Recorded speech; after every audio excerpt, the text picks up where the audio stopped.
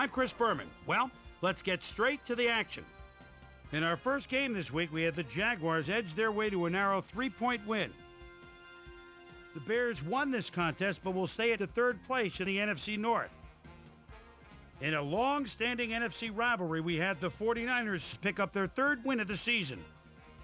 The Raiders drop yet another game and are really struggling on and off the field. Kyle Baller threw for 250-plus yards and helped his Ravens beat the Chargers. Right by Lady Liberty in New York, we had the Jets lose by a 12-point margin. Up in Seattle Stadium, we had the Seahawks come away with a 2-point nail-biting win. The Vikings put it between the uprights 5 times in their win at Lambeau Field. The Patriots lost at home and will stay home for next week's game when they meet the Vikings. The Colts lost this one, but will stay at number 1 in the AFC South.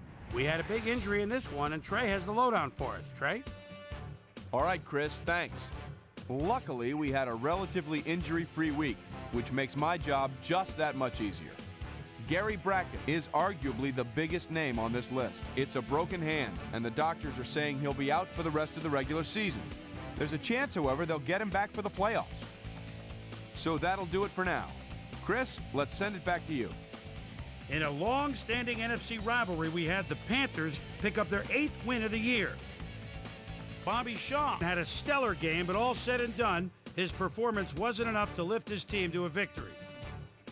Warwick, well done, had over 50 yards receiving and helped his Eagles beat the Lions. Down in Dallas, in the Lone Star State, we had the Cowboys drop this one by 17. Over in Raljean, Maryland, we had the Redskins bash their way to a 23-point victory. And last but not least, we had the Bengals come away victorious.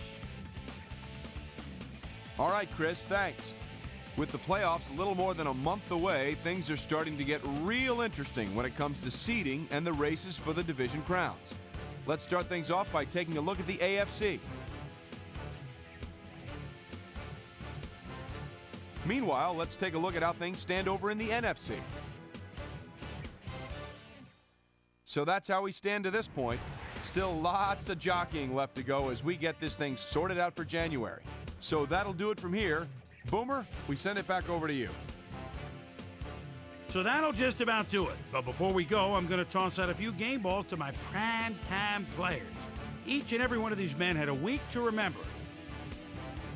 That'll do it, sports fans. I'm Chris Berman, and thanks so much for joining us here in the Bristol studios. We'll see you next week right here on ESPN, the worldwide leader in sports.